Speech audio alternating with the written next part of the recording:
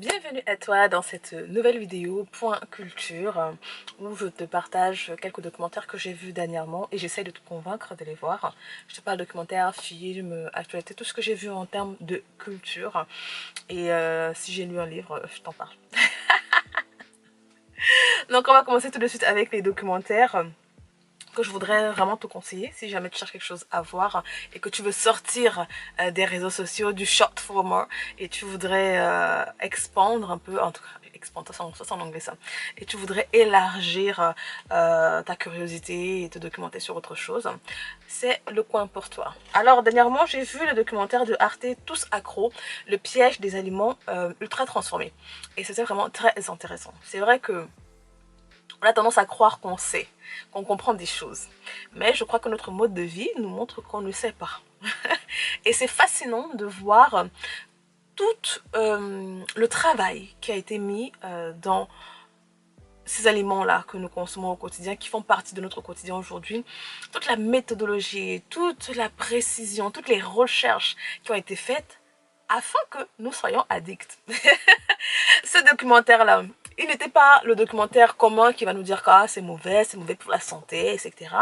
Non, il a pris le versant d'explorer en quoi et comment on est arrivé au point où c'est aussi alléchant et aussi mauvais pour nous, tous ces aliments ultra transformés.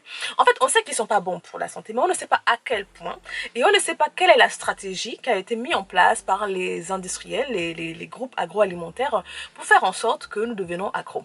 Alors, ce documentaire va explorer toutes les stratégies. Déjà, au début, on entre dans la catégorisation pourquoi ils sont mauvais. Donc, c'est un scientifique et tout qui a commencé à faire ses propres recherches, comme toujours. Et il se rend compte, en tout cas, le résultat de son analyse est que peu importe comment on voit la chose, les aliments ultra transformés sont la cause de l'obésité, sont la cause du surpoids aujourd'hui. Et peu importe à calories égales, parce que souvent dans le monde de la santé et du fitness, pour ceux qui s'intéressent un peu, on aura tendance à nous dire que calories out, calories in, c'est tout ce qui compte. En tout cas, le nombre de calories, c'est tout ce qui compte. Si jamais tu manges moins que tu ne dépenses, tu perdras du poids et tu resteras en bonne santé. Et bien là, le documentaire entre en nous exposant le fait que pas forcément, que la qualité des calories compte. Parce qu'il a pris en place, donc les différentes expériences sont mises en place pour nous montrer qu'à calories égales, eh ben, avec l'aliment ultra transformé, il y a toujours, donc ils ont fait pas mal d'expériences, il y a une prise de poids qui se fait au fur et à mesure dans le temps. Parce que calories égales, l'aliment ultra transformé déjà de 1 est moins rassasiant pour nous, donc on aura tendance à plus manger. Toutes les recherches qui ont été faites, c'est fascinant, vraiment je te conseille de le regarder.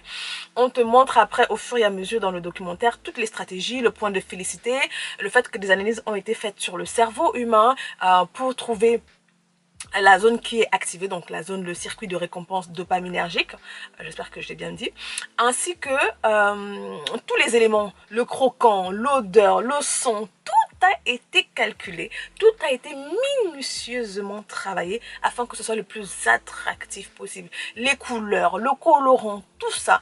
Donc on va se dire que non, nous sommes au contrôle et les industriels ont tendance à dire que c'est la faute du consommateur qui n'a qu'à s'arrêter. Hein? C'est notre faute à nous. Hein? On devrait avoir plus de discipline, plus de self-control et tout, c'est à cause de nous. Mais on ne se rend pas compte les milliards, hein, je ne parle même pas de millions, des milliards qui sont investis dans la recherche pour faire en sorte que le plus de monde possible soit accro. Donc, ce n'est pas si simple que ça. Voilà, ce n'est pas si simple que ça. Et donc, c'est fascinant et je te conseille vraiment de regarder. Moi, j'étais déjà sur le bon chemin. Voilà, je ne dirais pas que je n'en mange pas, mais ça m'encourage vraiment à diminuer parce qu'on sait aujourd'hui que notre corps forcément ne digère pas, tout n'est pas fait pour manger N3, 400, ceci, cela. On est dans un monde avec la science est utile, mais est-ce que notre alimentation a tant besoin de cette science-là? Voilà, donc la conclusion est toujours de revenir au maximum à manger du brut, à cuisiner soi-même. Hein. Mais je crois qu'on a besoin d'éducation pour comprendre à quel point cela est nécessaire. Parce qu'ils vont se balader un peu dans le monde, hein, dans ce documentaire, pour voir l'impact de l'arrivée des produits ultra transformés dans les différents écosystèmes. Donc c'est pas juste en Europe, c'est pas juste aux États-Unis, mais ils partent, je crois c'est en Amérique du Sud, c'est pas au Mexique, hein, mais en tout cas un de ces pays d'Amérique du Sud pour voir comment les choses ont évolué par rapport à cela. Mais franchement c'était fascinant. En fait c'était le travail sur les odeurs, sur le goût, la texture, même le bruit. Quand tu ouvres ta boîte là, quand tu croques là, tout ça est travaillé minutieusement. C'est fascinant. Franchement, c'est très fascinant. Donc, je te conseille vraiment ce documentaire. Ensuite, j'ai vu un autre documentaire que je te conseillerais, c'est Sri Lanka, l'île aux mille richesses. Je l'ai trouvé vraiment très beau sur la chaîne Le Voyage du bout du monde. Si tu veux un documentaire voyage et que tu es un peu fatigué de juste voir ce que les influenceurs proposent, bah, ce documentaire sur le Sri Lanka est vraiment magnifique parce qu'on t'amène dans les différentes parties de l'île avec le côté historique, le côté culturel.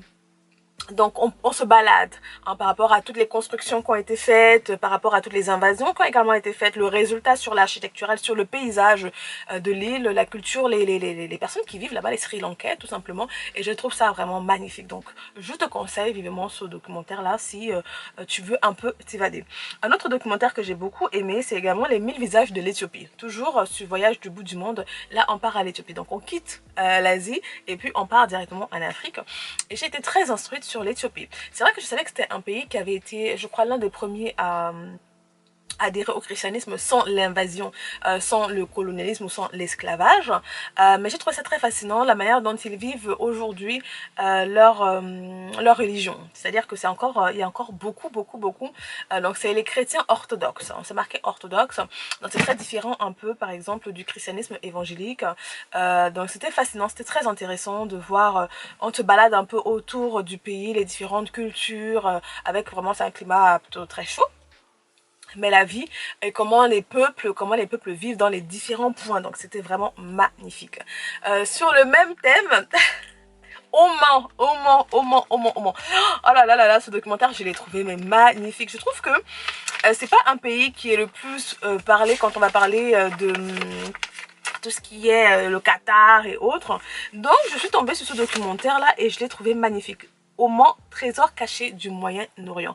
Donc je te conseille également si tu veux découvrir autre chose au-delà de Dubaï. Tu vois, Dubaï c'est très construit, c'est très, on va dire, c'est très fast life et tout. Mais avec Oman, on parle vraiment de l'histoire, les chefs-d'œuvre architecturaux, les bijoux architecturaux de ce pays sont incroyables au niveau de la culture, au niveau des différentes cultures qui sont faites. Non, il y a la culture du pays, mais les différentes cultures, la manière dont les peuples vivent, je trouve ça fabuleux. Donc j'ai vu un peu ces 3 documentaires là sur 3 différents pays avec 3 différentes histoires et j'ai trouvé ça vraiment magnifique. Mais si je te recommande un qui est vraiment très beau et si tu es fan de l'architecture, vraiment Oman, trésor caché du Moyen-Orient qui était vraiment magnifique. Donc je te le conseille à 100%.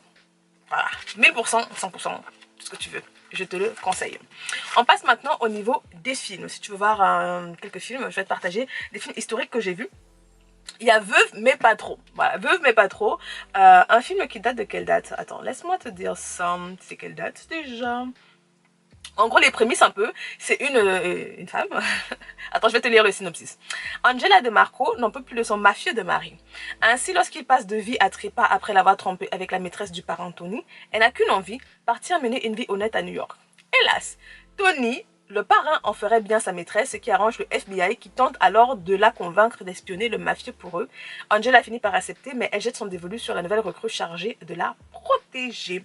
Donc c'est un film de 1988 qui dure 1h44, c'est de la comédie du crime. Au départ de ce film, on entre un peu dans le comique, c'est-à-dire l'exagération par rapport à la mafia. Donc c'est un peu au côté moqueur. Je trouve qu'après ça prend une toute autre tournure. C'est drôle, c'est simple, hein, voilà, il n'y a rien de lourd et tout. Mais j'ai trouvé ça fascinant. Non seulement par rapport au côté vintage parce que j'aime le vintage, donc on a encore ce grain, donc la cinématographie un peu très granuleuse, donc c'est vraiment du vidéo. Donc en tout cas le modèle que j'ai regardé, le film que j'ai regardé n'a pas du tout été mis en Blu-ray ou whatever, donc il y a vraiment ce côté grain là que j'aime beaucoup par rapport au côté vintage. Et donc au niveau du film, c'est léger. C'est pas très lourd, c'est pas non plus un film de qualité, c'est pas non plus une top excellence, hein, ça passe le temps. Mais c'était fun de voir cette femme-là qui veut quitter le monde de la pègre. et malheureusement, le parrain a jeté son dévolu sur elle, voilà. Elle se disait enfin, elle voulait divorcer au départ. Et son mari lui a dit, mais tu te trompes. Il a dit, mais tu sors pas d'ici, on sort pas de ce mariage. Avec moi, c'est jusqu'à la vie, jusqu'à la mort. Et malheureusement, pour lui, il a décidé de prendre comme maîtresse la maîtresse du parrain. Bah, ça ne tombe jamais bien, hein, ça ne fait jamais les bonnes affaires d'aller manger dans la main de celui qui te nourrit. Donc il se fait choper, il se fait tuer, et là Angela se dit que c'est bon, je suis libre, enfin j'ai mon ticket pour ma liberté. Elle vend tout, elle se casse, elle part dans un appartement miteux. Malheureusement pour elle, le parrain la trouve magnifique. Donc c'est tellement drôle parce qu'elle essaie de fuir, elle essaie de se reconstruire et lui il est derrière ses basques. Il est derrière ses basques. En plus de cela, elle est suivie également par le FBI et tout, bah, qui veut arrêter le parrain. Donc elle se retrouve au milieu d'une embrouille où elle voudrait une seule chose, vivre sa vie. Donc c'est vraiment très très drôle, simple, bah, comédie romantique parce qu'au final elle tombe amoureuse du flic qui la suit. Et donc c'est assez drôle, c'est simple. Voilà, je te conseille si tu veux passer un moment simple, chill, différent. Voilà. Ensuite, j'ai regardé Le Tour du Monde en 80 jours avec Jackie Chan. Oui, je l'ai regardé avec Jackie Chan. Il date de 2004, si je me rappelle bien. Attends que je regarde. Oui, il date de 2004. Donc, ça revient sur le texte de Jules Verne, Le Tour du Monde en 80 jours. Et donc, ici, c'est vraiment plutôt comique. C'est vraiment plutôt comique parce que quand on a lu le livre, parce que j'ai lu le livre, et quand on a lu le livre et quand on a regardé le dessin animé, j'ai regardé le dessin animé avec les animaux.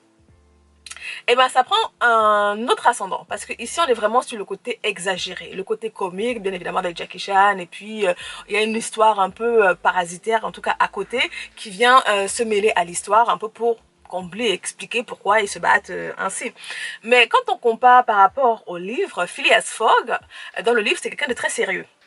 Voilà, c'est quelqu'un de très sérieux, très pointilleux, très minutieux, très calme. Alors que dans le film, c'est quelqu'un, voilà, c'est un scientifique également, mais qui a l'air un peu d'un dadais. Voilà, qui a l'air un peu d'un dadais, tu vois. Donc c'est assez intéressant de voir comment ils ont pris l'histoire et comment ils se sont appropriés l'histoire. Donc c'est un moment très cosy, très fun, très simple, voilà. Et puis bien sûr, on regarde toutes les techniques de Jackie Chan et tout, donc c'est très très fun pour ceux qui aiment un peu de l'action et de la comédie. Donc ce seraient les deux films que j'ai vus dernièrement que je te conseillerais.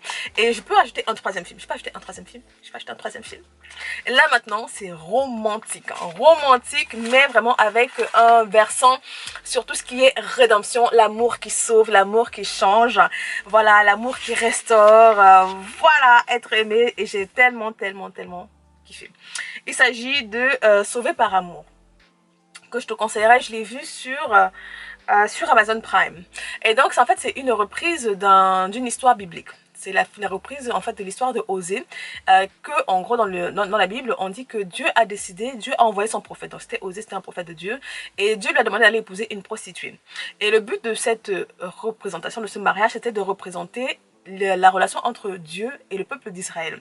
Le peuple d'Israël qui à chaque fois trompait Dieu en allant adorer d'autres dieux. Donc il y a un peu cette histoire-là qui est reprise, mais qui est magnifique. Hein. Franchement, j'ai aimé. C'est un 5 sur 5 pour moi. Si je ne peux te conseiller qu'un seul film, ce serait celui-là. Parce que dans l'histoire, on a cette jeune femme qui, malheureusement, dès son jeune âge, donc on est vraiment dans les anciens temps, hein, tu sais, vraiment ancien temps, la western, où il n'y a pas de loi. Les lois, bon, les lois sont un peu comme ça, entantinées. Et donc c'est au départ de la construction un peu de l'Amérique, la recherche de l'or, tu vois un peu le contexte.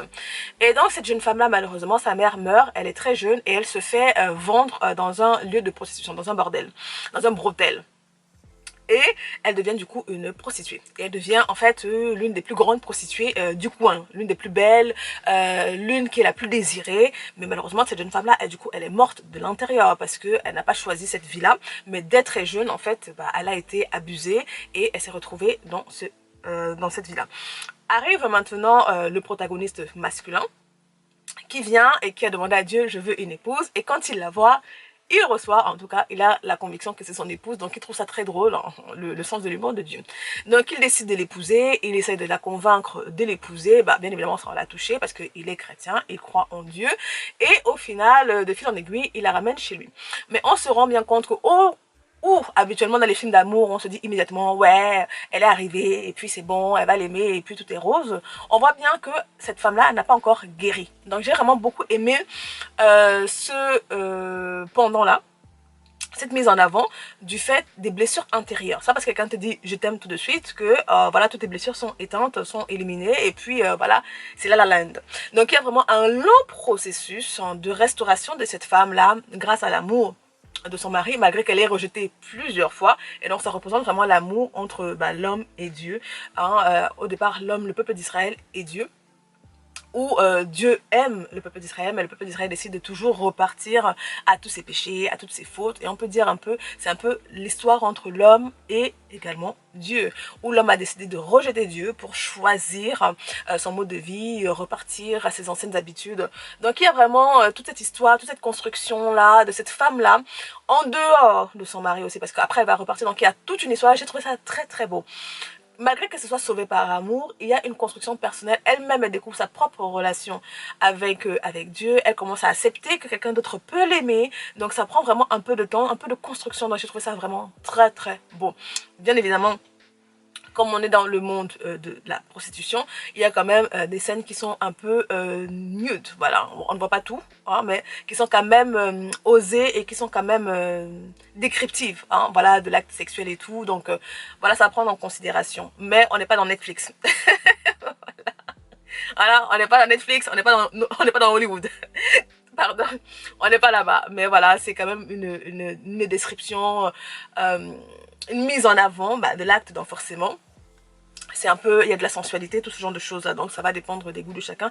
Mais j'ai trouvé l'histoire vraiment magnifique. Ça m'a rappelé, parce que bon, comme je connaissais l'histoire dans la Bible, et de le voir aussi mise en avant, cette mise en scène là, j'ai trouvé ça vraiment très très beau. Et ça m'a encore rappelé l'amour de Dieu qui est juste magnifique. Malgré qu'on le rejette, malgré qu'on repart, malgré qu'on fait ceci, il est toujours là, il nous attend, il nous aime. Donc voilà un peu les films et les documentaires que je peux te conseiller de voir, que j'ai vu dernièrement et que j'ai beaucoup apprécié. Maintenant, on va partir à une autre rubrique. Je n'ai pas vu de podcast, je n'ai pas écouté de podcast en entier qui m'a forcément marqué, mais je voudrais te parler d'une newsletter que j'ai lue sur un sujet que j'ai trouvé très intéressant par rapport à un peu tout ce qui est le commerce qui se fait sur les insécurités qu'on peut avoir en tant que femme. Parce que j'ai regardé pas mal de vidéos, parce qu'en ce moment sur TikTok apparemment circule pas mal de types de contenus où tu dois partir te coucher, moi je peux te réveiller belle. Voilà, c'est-à-dire tu dois faire tellement de soins, tellement de choses, tu dois acheter tellement de produits aujourd'hui, ne serait-ce que dans le terme du self-care pour te sentir bien. C'est ce que la société en tout cas nous vend aujourd'hui. Donc j'ai lu pas mal d'articles, j'ai lu un article qui m'a vraiment beaucoup marqué, parce que j'avais une discussion avec ma petite sœur sur le sujet, sur le fait que la société nous vend une idée de ce qu'est le bonheur, de ce qu'est le fait de prendre soin de soi, mais qui est toujours attachée à un cachet. Parce que ça coûte très cher aujourd'hui de prendre soin de soi apparemment. Hein, en 2025, prendre soin de soi, ça coûte bonbon. Ça coûte énormément d'argent. Et quand on discutait, on se rendait compte que, en fait, en tant que femme, hein, parce que je ne connais pas ce qui se passe chez les hommes, mais en tant que femme, parce que nous sommes des femmes, et je regarde des contenus faits majoritairement par des femmes qui abordent ce sujet-là, le coût du self-care, comme on est dit aujourd'hui, dit par la société aujourd'hui, est très élevé. Faire ses ongles, il faut que ses cheveux soient faits, il faut qu'il y ait des mèches à telle, il faut qu'il y ait des perruques, il faut qu'il y ait du ceci, du make-up, il faut aller faire halo, il faut aller faire du pilates, il faut monter, il faut descendre, il faut acheter telle crème. Et en fait, on se disait, mais en fait, le coût. Et donc, j'ai lu un article, une newsletter, tu vois, je te disais que je kiffe les newsletters. Mais très parlant, parce que ça venait un peu cimenter ce que je discutais avec elle. Quand on fait le coût, et dans son article, bon, elle est américaine, la personne qui a écrit l'article, je te mettrai sa newsletter en lien si jamais tu lis en anglais, je trouve ça fascinant. Quand on fait les coûts à l'année, pour ceux qui sont dans du high maintenance, comme on dit, eh ben ça revient à presque un apport. On ne se rend pas compte parce qu'on dépense mois par mois, mais ça revient très très cher en fait. Ça revient très très cher de prendre soin de soi en 2025 dans notre société. En tout cas, d'après ce que la société nous dit. Et donc c'est là qu'on se rend compte à quel point il est important de partir à contre-courant. Mais vraiment aujourd'hui, il est important d'être à contre-courant. Donc quand je lisais cette newsletter, j'avais une discussion avec une tata à moi, j'ai eu une discussion avec ma petite soeur, et donc je suis tombée sur cette newsletter là. Je sais pas si c'est l'algorithme qui m'écoute, je n'en sais rien. Mais non, c'est parce qu'il sait ce que j'aime. J'ai trouvé très fascinant cette dame qui a fait cette analyse là. Si on regarde un peu par rapport à ce qui circule sur TikTok, ce qui circule sur Instagram, en termes de routine, eh ben, prendre soin de soi aujourd'hui, c'est très compliqué. Donc, voilà un peu les différents contenus que j'ai regardés. Je te mettrai cette newsletter là en lien et je t'invite vraiment à la lire. Hein, si vraiment tu lis en anglais, je trouverais ça... Ou bien tu demandes à ChatGPT de te traduire.